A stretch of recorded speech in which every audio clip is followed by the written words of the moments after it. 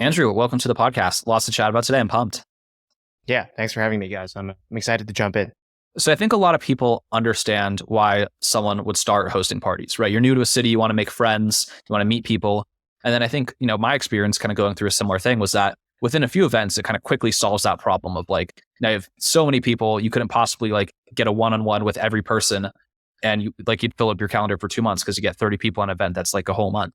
So in terms of why you start hosting parties, I think that's pretty clear. It's a really effective way to meet people. But in terms of why you continue doing it, despite the kind of solving the initial problem, that's what I'm less clear on. So given like the success you've had hosting so many events, why is it still worthwhile to continue doing? At this point, I've done over 100 events, right? 15,000 people, 6 different cities. And so I've gotten pretty good at it. And it's very low effort for me to host something. And you combine that with the fact that, every time I go to one of these events, I'm grateful to have people come up to me and be like, Andrew, 3 years ago, I moved to this city and everything was shut down and all my friends had left. And I went to one of your parties and I made like 5 friends. And to this day, 80% of my inner circle are people I met from your events. And that really resonated with me. That was why I started doing these things. And you sort of realize the impact of doing these things. And so if something is like really easy for you to do, but really impactful for someone else, so in a sense, like leverage, but not for yourself, for someone else, then you sort of owe it to the world and you owe it to the community to do that thing. If your gift is throwing events, if you could do 5 a week and it's helpful and it's valuable, then that's what you should do. Maybe down the road, there's a way to combine that with like a business objective. That's how you get like the trifecta of like combining what you're good at, what you love doing and what makes you money. That's like down the road. But to answer your question, I keep doing it because I've seen the impact and people find them valuable. And so I feel like I just owe it to the community. I love that. One thing that we covered when we interviewed Nick Gray was the servant leadership of running a party and how for him and like his ethos is it's really not about you hosting the party. It's about giving to other people. And I feel like it's clear in how you can do that with a small group of people, but you're hosting gigantic parties. So how do you do that at scale? Yeah, the really big parties are like, let's say it's 1,000 people or like 2,500 people. It then becomes more of a like entertainment than like about human connection. And so usually at the really big ones, it's a really cool venue that normally people don't have access to. And the way I think about it, if you're going to go to like, the coolest rooftop in New York City, would I rather go with like 3 of my friends or go with 3 of my friends and be surrounded by 1,000 people that I could potentially, fit my vibe versus like 1,000 random people. So the big ones, I've said this many times, but the big ones aren't so much about like intimate human connection. They're about the energy of the room. They're about the same way you would think about a really cool restaurant or concert. It's about the entertainment and hospitality value of the venue.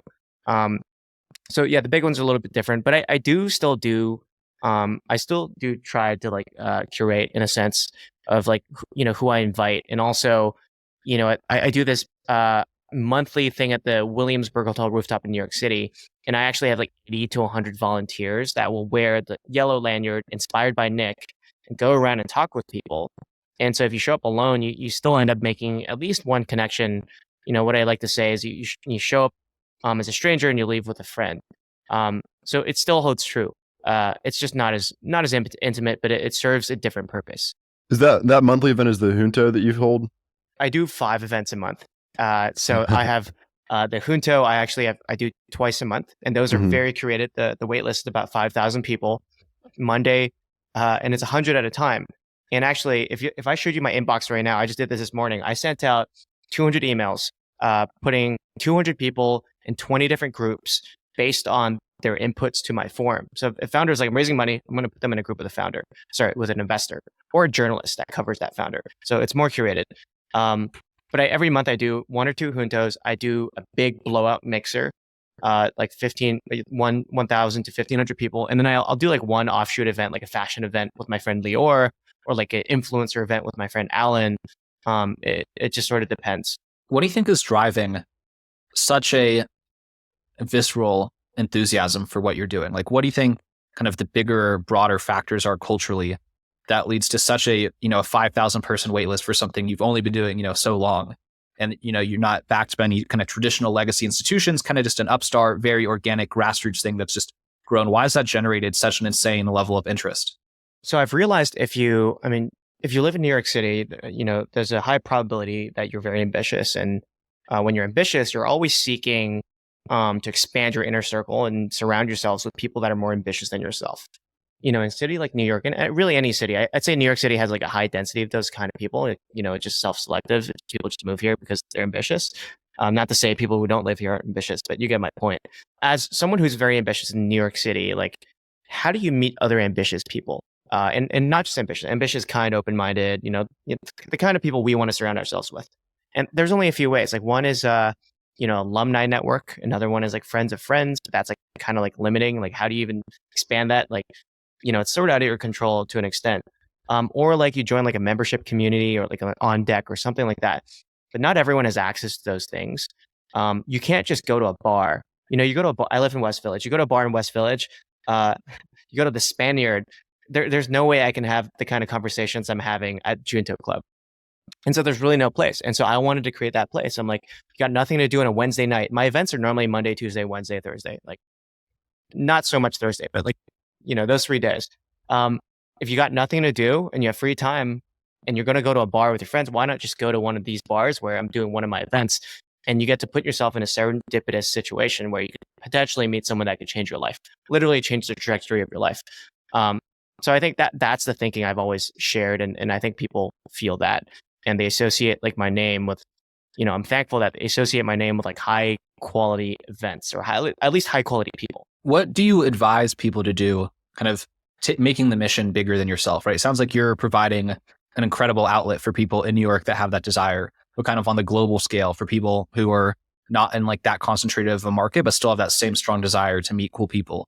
Do you kind of inspire them to, or encourage them to kind of be a copycat and replicate your approach in their cities? Do you have examples of people doing that? Like, how do you think about tackling this problem bigger than just you crushing it in New York? My closest friend has been going to my events and supporting me for the longest time for the last 2 years. And he recently told me, he was like, hey, I want to build a community for immigrant operators who are struggling to get a visa and they're struggling to find work, especially in this economy. And that's sort of like, I am still on a visa, immigrant, moved here 3 years ago. And that was like the most flattering thing. The fact that people see what I'm doing and they want to do the same thing for a purpose. And so, I meet people who are like, I want to start throwing parties and make a shit ton of money. That rubs me the wrong way because that's not why I started doing it. But if someone's like, I want to do it because I want to help other people in a very specific, domain, or I just want to help people connect, then that's very flattering to me. And I'd encourage as many people to do it as possible, as long as it's like done well and intentional. And I'm very open about my playbook. That's why I do podcasts like this. I tweet a lot about here's exactly what you need to do. So I'm very encouraging of it, and I'm very open with my values. Like even on Twitter, my number one thing is be kind. And I say that so often because I never used to be a kind person, but someone treated me very well and helped me get to where I am. So now that's my number one value.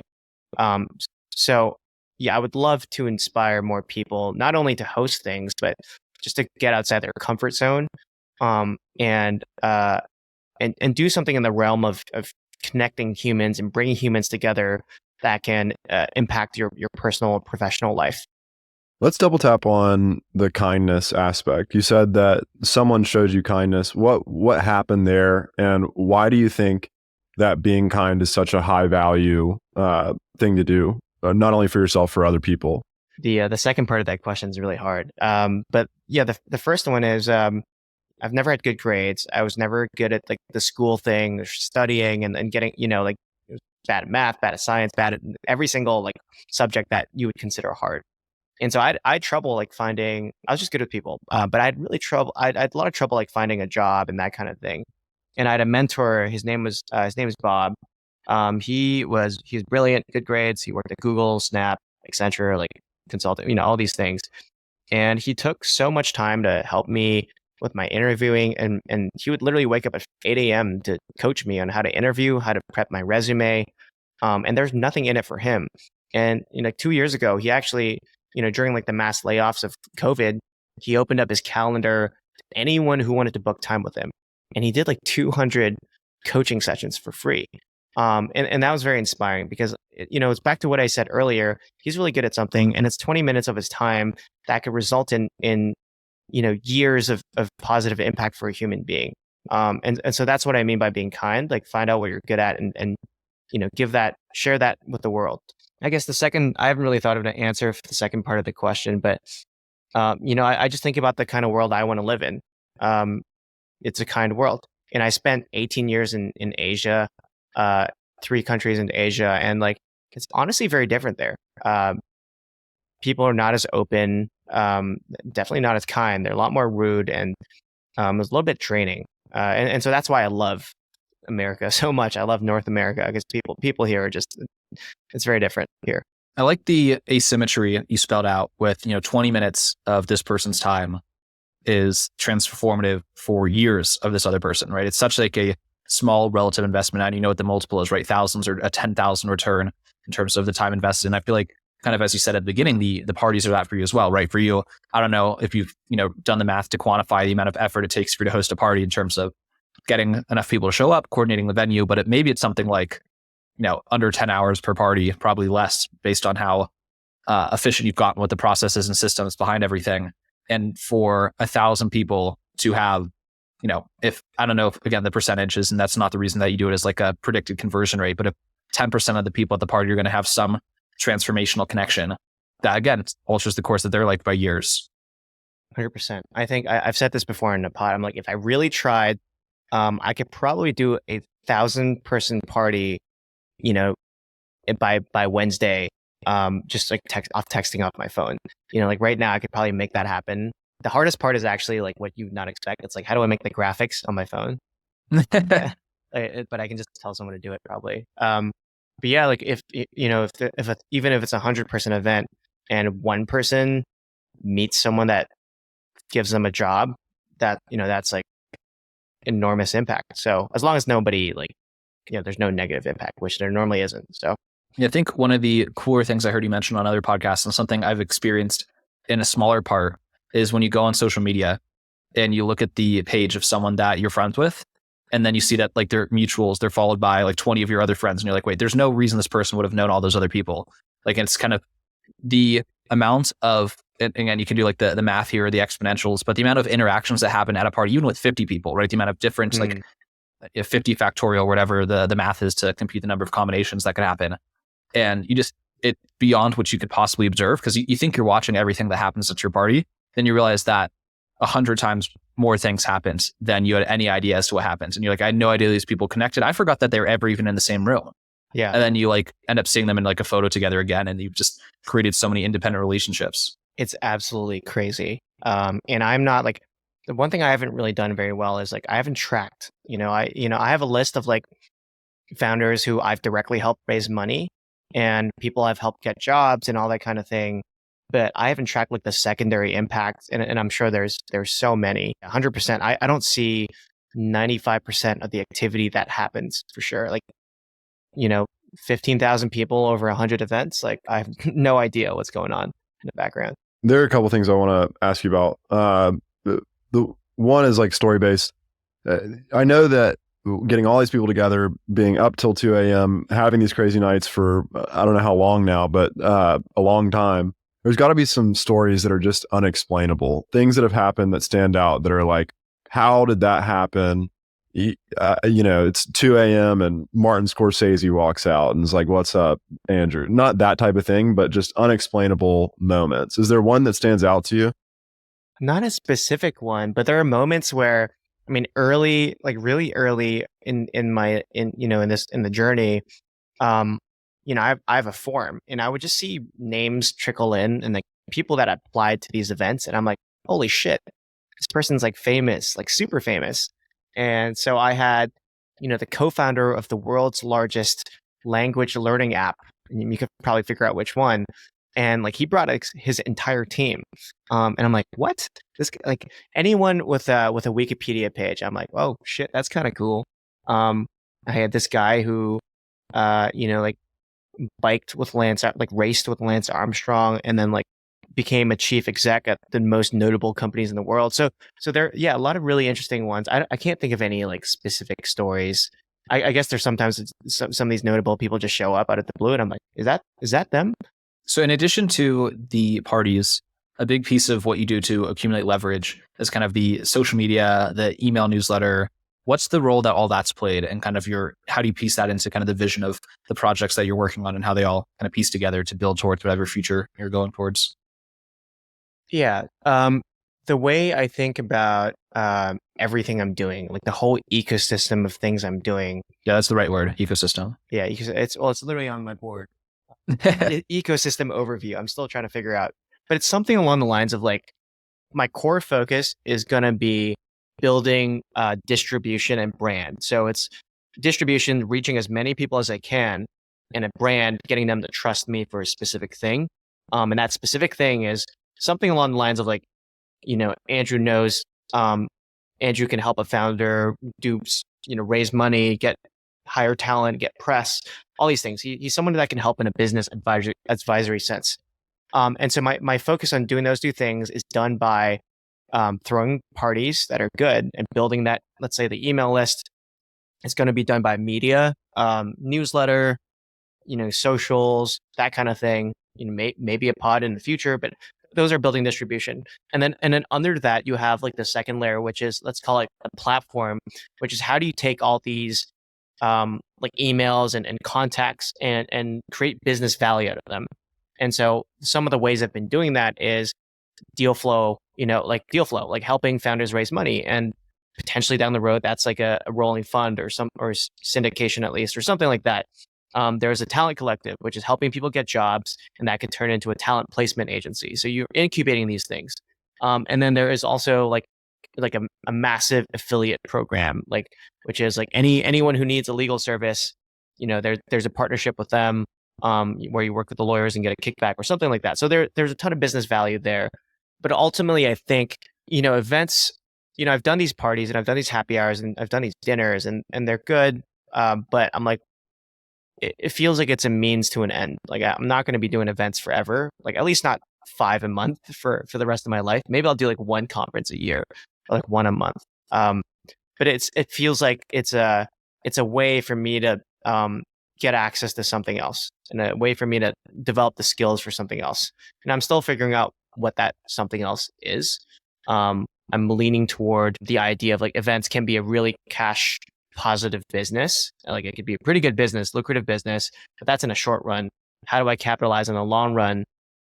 I think it's something along the lines of like investing in early stage companies, investing in founders, given I have the access there. So that's it's not very organized, but that's how I'm thinking about things. Do you have any specific people that you kind of, in a career perspective, kind of modern careers that you want to emulate? So I know a lot of, whether it's someone like who's kind of in that position of media distribution / investor / connector, that you're kind of like, that's kind of a directionally appropriate mentor? I would define it as like a creator business, which is your focus is purely distribution and then incubating businesses within it. So some names that pop up are Sam Parr. I don't know him that well, but we text from time to time, and I watch him closely and I try to learn from him closely. Sahil Bloom, but that's like a bit of a different business where it's more leaned in on the media side versus the business side. And then I'm right now I'm working with Anthony Pompliano, who talks about distribution and capital all the time. And all he does is he brings in, not all he does, but what he does really well is he'll identify areas of opportunity, and then he'll bring in an operator and co-run the business with them. Kind of like how Sahil is doing with I think Sahil just launched like 2 businesses in the last 2 months. One is a personal branding agency, and the other one is, I think, like a video viral cuts or something like that. So something like that. I think that's what I'm looking at. I'm not like raising money. It's not attractive to me. I just don't see a great outcome from raising money. I don't see how that's going to help me make a lot of money or have a lot of impact. And that's probably maybe a Jason Calacanis, but I need to sort of like learn more about how he's built what he's built before. No, I'm gonna go for it, Kyle. Oh, well, I thought you were going to say that you work for Pomp, because I don't know if that was clear or not. No, I worked directly for Pomp's. I was cool. director of growth for Inflection Points for a while. Oh, nice. Yeah. Well, he might see this anyway, so. Yeah, for sure. But no, I think that that's super interesting. We interviewed Nick Huber, Sweaty Startup. He's got like 300K on Twitter. I don't know if you know who he is, but his only contribution to new businesses is distribution. And they're all kind of in his specific niche. And, his sales pitch is like, I have an email newsletter with 100,000 business owners who are customers for you. Give me a piece of the equity. I'll plug you into my distribution. And then it's game on and game over, because the value of that company increases dramatically once he gets plugged into his network. And I think, for you, it's different because your audience is different. Like, he has a ton of people who are SMB owners building service-based businesses, whereas your customers are like, high-tech founders, high-tech VCs, kind of this like different class of people. And defining, one thing that's interesting for you is like, you have so many contact points with these people. So you're building this database of what these people need and what they want.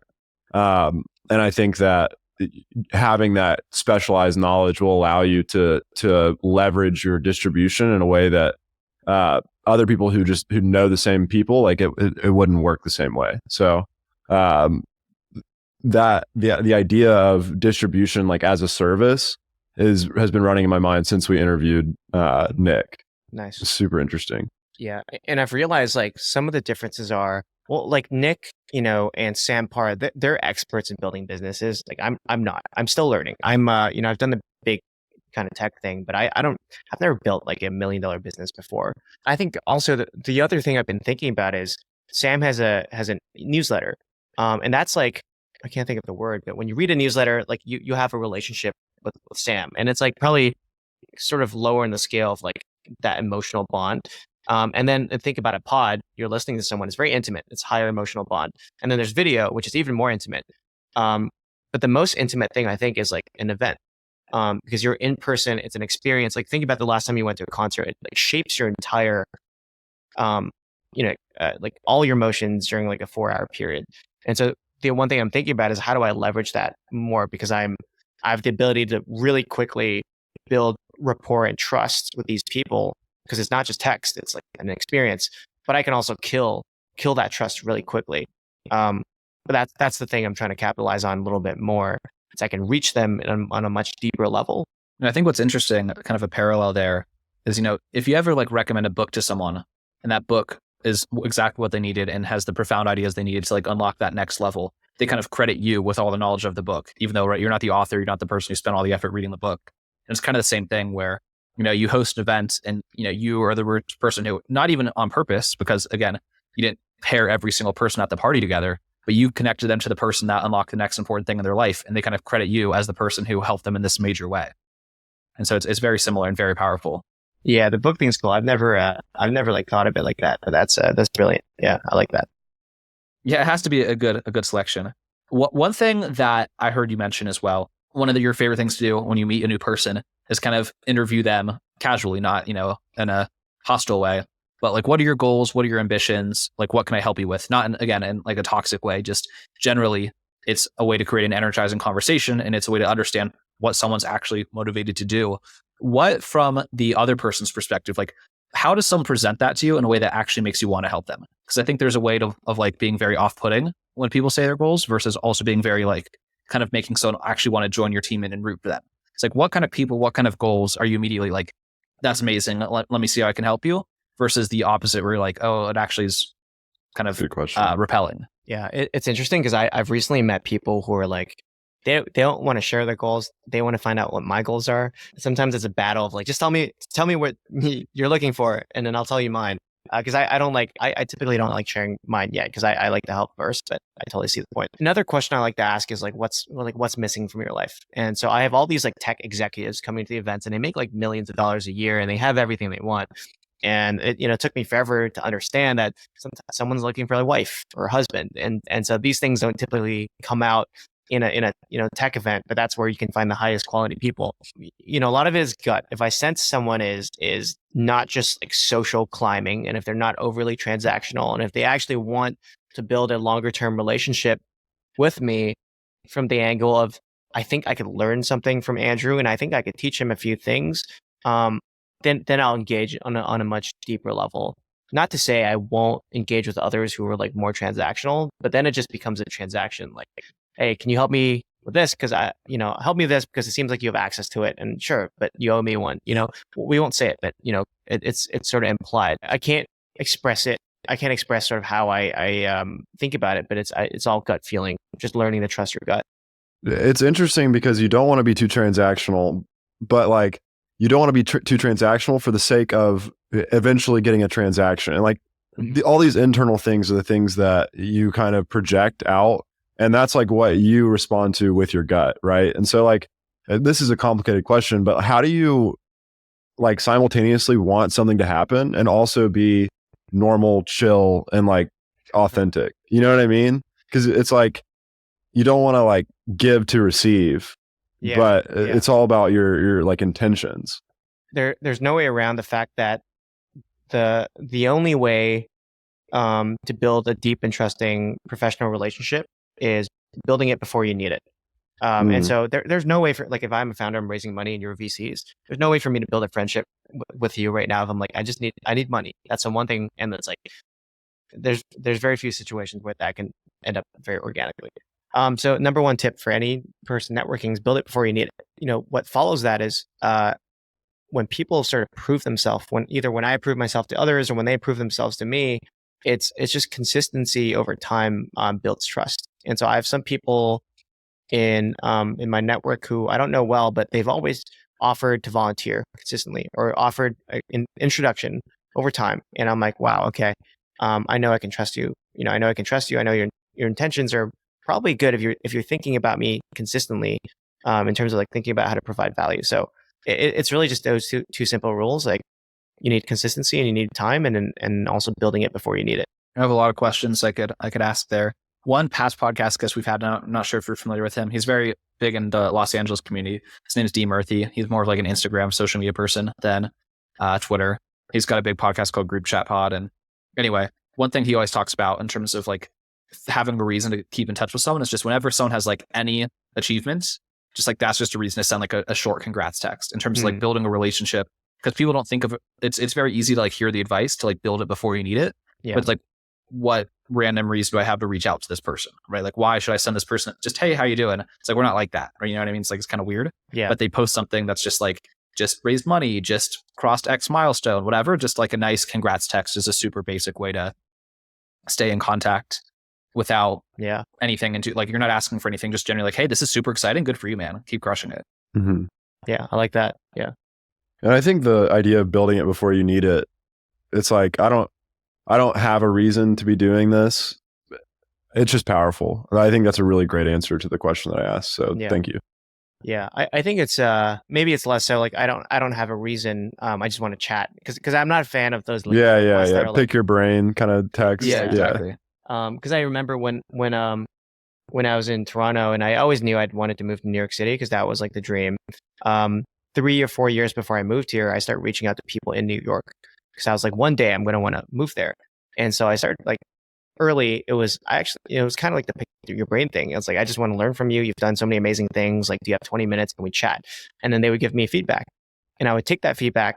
So they would give me tips and feedback on how to make my New York thing a reality. So I would take that. I would take action on it, and I get back to them like 6 months and be like, here's the advice you gave me. Here's what I did. It worked. And then that gives them like it gives them a rush. They're like, I helped someone. Then you continue the conversation. And then over like 3 years, chat every quarter, every 6 months. That's a lot of touch points. That's a fully trusting relationship, professional relationship. And so I had like a ton of those before I made my jump from like sort of like not a small company, but like a company. Like, my first company was Bell Canada, and people don't go from Bell Canada to Facebook in New York. It's just like a hard pivot. People go from like McKinsey to Facebook or like, Microsoft or something, but not from like a just random company. Yeah, I think one thing that you kind of just not glossed over, but maybe it makes intuitive sense to you that a lot of other people don't see the kind of power in what you said, is when you reach out to someone, having something specifically relevant to that person. Right. So it's like I always think of Mark Cuban. It's like, if you just ask Mark Cuban, like, what should I do to start my first business? Like, you don't need him, right? It's like, you'd be better off asking someone who's like more like, there's no specific reason for like that level of person to answer the question. Versus if it's like, you're in New York, you work in the industry I want to work into at a relatively similar seniority level to me. Like, how would you approach, and like, you're in a similar position in life and you're uniquely qualified to answer this specific question, versus just, can I talk to you because I want to talk to you for a vague reason? Like, that's a very different pitch. I just want to say that I've talked to you. I just want, I want to build a relationship with you. It doesn't really make sense at all. And that's back to the transactional nature of and just like the other person can feel it and they know that it's just, there's no way around. If I want something from you, you can feel that. And you got to avoid that in order to be successful. Gut feeling. It's totally a gut feeling. I like to think that everyone in my inner circle is similar to me in the sense that it's like, give first, and it's like, we're not going to stab each other in the back. And it's 100% gut feeling. Yeah, one thing that I wanted to come back to that you were talking about earlier, and it's something that I care about a lot, is like the design of spaces and how spaces like create emotions and connections and things that otherwise would not have happened. An example that I give a lot, and I've given on this podcast before, is like Socrates and Plato and Aristotle. Like they were in these beautiful places in Greece, and without the places, their minds would have been different. They would have had different conversations, and then the preceding or succeeding thousands of years would look a lot different. We wouldn't have the same democratic society. And so like, I really put a lot of weight and value on the design of spaces. So is there anything specifically related to like things that you've seen with venues that have created certain environments that you were not expecting? Wow, that's a really good question. I don't know if I have a good answer to match that good of a question. My thing is like rooftop. So I've done over half my events on rooftops, and I think there's something about, I wish I could pull up a picture right now, but the Williamsburg Hotel, it's literally overseeing the Manhattan skyline. And so that does a lot of things. Like, one, like, people are going to go just for the venue, and so that's how you get people to come. And then two, it's like really damn inspiring. It's funny because there's a meme that's like, a lot of people, all they do in New York is talk about how much they love New York, but with that comes a ton of like positivity, and it sort of sets the vibe of the event. And so I like open big spaces with nice views, showing you exactly where you are. I'll never, and it's not very dark. Like, I'll never do like a closed room, or like, I don't really do an office or anything like that. So, to give you the quick answer, it's really open spaces that make you feel unobstructed, and that are inspiring, and remind you of the fact that you're in New York City. So it brings you to the present as well. I think that's a great answer. Yeah, I hosted one of my events, 2 of them outdoors, and one of them was called Rooftop Mimosas. And it's just like a certain fun thing. Yeah. Just what people just don't get invited to rooftops that often. Even if they like live in a building that has one, they're just like excited to do it. And it's like the most basic thing sometimes. I'm working on a new event series with my friend Lior Cole, who's a model and a founder, and our friend who's the co-founder of Venmo. They just got like a random like office space in Chelsea, and it's not like super nice or anything. The ceilings are kind of low, but we're now experimenting with like, and it's not shitty, but let's call it like a kind of a crappy office. Like, how can you turn like a crappy office into like a really cool space just because of the context behind it? That's like Virgil Abloh. Virgil, I don't know who that is. Virgil Abloh started Off-White. He was he passed away. Okay. But he's, I mean, one of the most incredible artists of like the 21st century for sure. There's this thing that he talks about, and I'll send you a clip after this, but cool. There's like a candle, and it's like, it's an aluminum candle. It's like nothing. And he's like, this is not art. Like, it could be on a table in like a thrift shop and it would mean nothing. But you put it into an environment and then it's like something that is looked at. And the environment being like a Virgil Abloh setting. Like you'd have to know who he is for this to fully make sense. Yeah. But Can you send me that? Like I love that. Yeah, I will. Yeah. Like he is so inspiring. I'll send you an email with like a bunch of different things from him.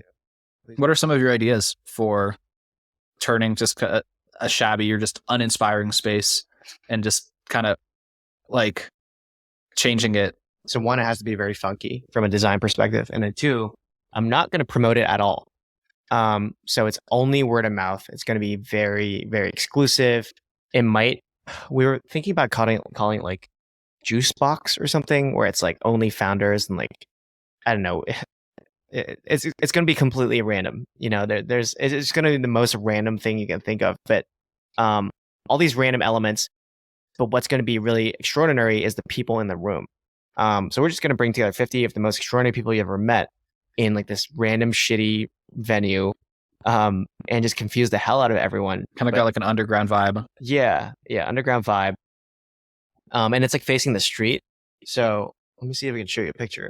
Facing the street, and so maybe, you know, people on the street can see it, and like, you know, we'll give teasers and that kind of thing.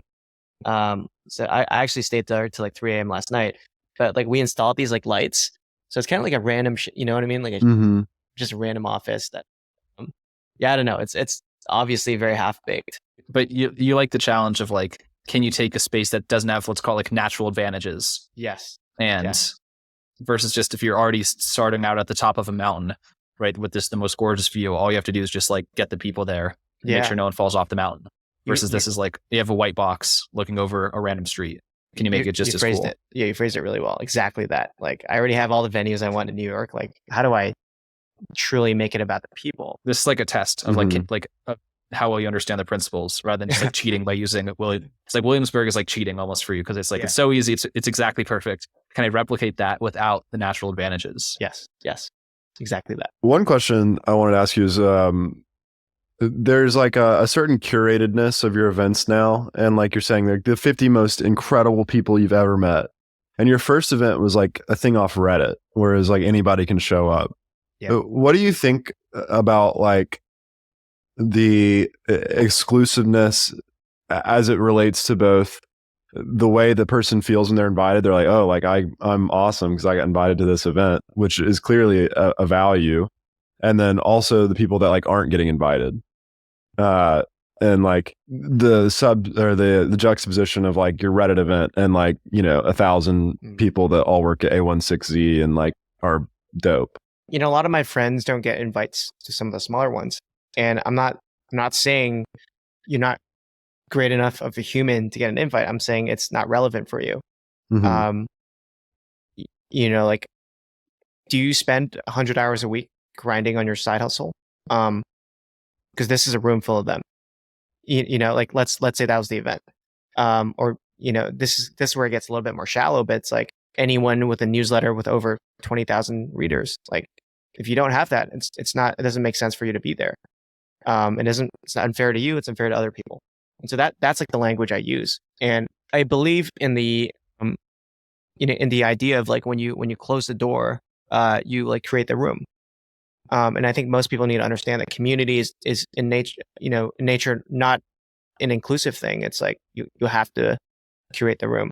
How I think about all these things is I have big blow up mixers that anyone is welcome to come to. And then one layer deeper is the Junto Club, where it's more specific to certain types of people and certain types of domains.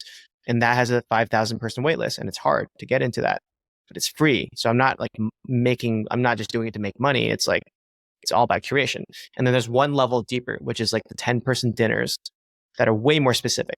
So you'll have a room full of fashion founders who are raising their pre-seed, something like that. I probably need to communicate this more, and I will, but it's not about exclusivity. It's more about the relevance of the community. Yeah, one thing I think about there that I've talked about with Lewis before is this might be a rant and not worth it, but like a table of 10 people, the total number of possible configurations is like infinite, basically. And the outcome of that collection of people in their specific spot, all of those outcomes are also different. And if you can curate okay, I'm going to put this person by this person because X, Y, Z, it's like, it's a very generous thing to do, even though you're confining them in a way. And so I think I see the generosity in that answer. I think connecting to a larger idea that I've recently learned, I've learned this and I'm continuing to learn this in the last year or so, is I spent most of my life trying to maximize the amount of options available to me. And I think most people do that. They go into like a top consulting or banking job 100%. Yeah. You get more money and that opens up opportunities, but also the brand. And that's why I joined Facebook and Google to an extent. And then now I think it's all about limiting your options and having more focus. And that's exactly what you said. Like by placing one person in between two specific people, you create so many more, you limit their options, but by doing that, you create so many more opportunities or deeper opportunities.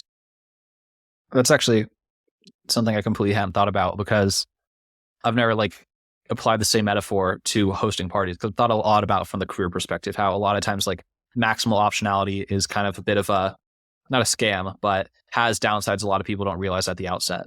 And so, one thing Nick always talks about, Nick Gray, back to him and his style of parties, is why he always encourages the cocktail party over the dinner party. Because basically, you kind of get stuck where you're at and there's less mingling and less opportunity to switch around. But when you do have the environment where it's small and cultivated, that actual restriction is, again, not restriction, but adding the friction to changing and not moving around the structure that you've created, where it's like, I actually have a very specific reason why these two people would be next to each other and this person kind of far from that person. Mm-hmm. And the applying those design constraints to parties is actually something I hadn't thought about at all. I like that a lot. Yeah. Nick's really good at it. I went to an event with him and Sam Parr and Noah Kagan, and he introduced me to like 4 people that were all like extremely high value people that I continue to chat with today. So Nick Gray can do that. He can do it like 10 times better than I could. I'm better at like the he just got years on you, dude. I mean, that's yeah. How old is Nick Lewis? Do you know? Nick's like 40. Yeah. Nick's 40. Oh my god, I think he's like 40. Damn. Okay. Wow. Yeah, I don't think that's like a secret either. I think that's public for me. He's gonna get mad at us for revealing his age. Yeah. Kyle, any bonus questions from you before we wrap up? Yeah. It's rapid fire. I noticed that you wear Chelsea boots. What's your favorite brand? How did you notice that? Don't worry about it, dude. No, just Twitter pictures and stuff. Really? That's crazy. This brand called Thursday Boots. I actually get like a lot of my clothing from like Amazon and just whatever is convenient. So like I'm not a big brand. I don't like spend that much money on clothes or anything. Thursday's a dope company. I bought a pair of boots for my brother a few years back. So nice. Yeah. Boot season is coming back around, so I'm excited to start wearing boots again. One objection I think a lot of people would have to this is kind of calling me back to something earlier in the party. I've been thinking a lot about like if I was several years ago and hadn't kind of had some of the experiences that I've had, what are things that like you said that I would like be able to use as an excuse to not take action, right? It's like, okay, well, I don't live in New York City, so there's not XYZ people here, right? I'm not in this big metro that doesn't have this, so this advice won't work for me. Or XYZ, so this wouldn't work for me. Or you always talk about, with building connections, like how can I add value to this connection? They're like, I don't have any value to add. Is there some like how you would overcome that objection to someone? So it's like, they're like, I don't know if I'd meet a new person, if I have any value to add. Like, what's a way that someone who like perceives they don't have any value to add might actually be able to add value? Because I think that's a lot of reasons people are afraid to go to these things. It's like, I'm just going to be the not cool person around a bunch of cool people. And like, I don't have a reason to be there. I don't have anything to add. Like, what do you tell that person? It's understanding what adding value to another human being means. So the most obvious one is I meet you and I provide you with resources. I give you money, or introduction or something like that. The second way to add value is I give you knowledge. I teach you something. And that's how probably most people think about value. It's like, I give you knowledge, or I give you like money or something like that. But what people forget is the third one, which is you can add value by providing your emotional presence, by providing a good conversation, by being kind. And so if you show up to an event, and a lot of people forget this, you show up to an event and you speak with like the CEO of an X company, that CEO is probably going to be like, I've noticed this from watching tens of thousands of people at events. Everyone's awkward. So the CEO is going to be nervous. He's like, am I too old for this? Like he's going to be thinking something's going on. And so for someone to go, even like a student to go up to him and be like, I like your shoes. I've heard a lot about you. Like I'm a big fan. Like, to the thing, maybe more like specific things. That's going to make he or she feel a lot more comfortable, and that's value right there. It's the idea of emotional presence. And someone who does this really well is Brandon Stanton, Humans of New York. And all he does is go up to strangers, take photos of them, and ask them to reveal their deepest, darkest secrets. And it's actually insane. That moment for that stranger is I can't even imagine how therapeutic that must be, just sharing your secrets and being able to talk. So most people forget that. Like if you come to one of my events or any event, just show up as the best, aim to provide value through giving someone a good conversation. That's it. Humans of New York is incredible. And also the one thing that's helped me with this is realizing that other people also have the spotlight effect. And it's like everybody has like the same, you just put it really well with like even the CEO of some huge company. Yeah, he's like, am I too old? It's like something's going on in his head that is likely going on in your head. And so like just bridging that gap and realizing that, that's the way that the world is. It's powerful to be able to get over that and like beat the flinch, Yeah.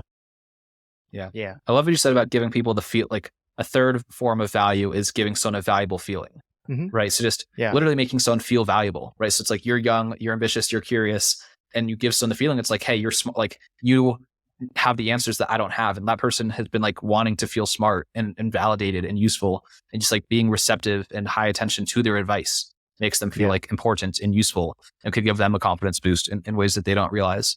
One thing that I've recently learned at an event that Nick Gray hosted, because I saw on the guest list someone who I've been a big fan of. I'll just say who he is. Callie Means. He's a big, like, I don't know if you're familiar with Callie. He's co-founder of TrueMed, which is a company that helps people use like their health HSA funds to buy food. And anyway, I've listened to him on like 10 podcasts, and I saw that he was going to be at this event, and I got like so pumped. And so like I came out to him, and I was just like, had listened to it. I've like read every newsletter he's written, and kind of had that same excitement of like a big fan of yours. And I think what a lot of people still don't realize is that like online, when people are kind of playing their character of like, Nick Cuber being this sweaty startups guy talking about self-storage, or kind of all these other people with like their niche obsessions, still for most people, they don't have like a real life community to match those obsessions. So they still don't have that many opportunities to like go nerd out crazy deep on like the topic that they have like the niche blog about, with like a huge following of people online that go into the trenches. But they still don't have that many opportunities to like go extreme nerd mode on the thing that like they write long Twitter rant threads about with anyone in person. Yeah. So like when I started asking Callie like really deep questions about like nutrition, like he thought it was just going to be like, what's a seed oil? Is that bad? But instead I was like, 10 questions past that, and was like at the frontier of what he talks about. He was like amped to nerd out about the thing. Whereas I was like worried that he like wouldn't want to talk about it. But it's like, the reason these people talk about the stuff online is because they oftentimes don't have the people, like their wives, their kids, whatever, like stop talking about the damn seed oils, or stop talking about the damn Bitcoin, or stop talking about, the directed, like the Facebook ad form, whatever people's like weird hobby obsession is. But like you go to them at the party and you're like, oh, I actually want to go on the exact frontier, and they get pumped. Yeah. People, I don't know this person, but I'm assuming very high performer, very accomplished. Their obsession is like talking about these, like you said, these niche. They don't want to talk about the weather, or like just skip all the small talk and jump straight into the things that energize me. Yeah, like I just think if you try to like show up and talk to Pomp about like the latest sports game, like how poorly that conversation would go. I should try. I've been on like many calls with Pomp now. So he's like a new partner, a new friend, and always skips the small. There's no small talk. Oh yeah. There's no small talk. I know how much you've like corresponded with him over email. I'm very impressed by the way he corresponds. Yeah. He's so direct, but it's not like rude. It's just extremely effective.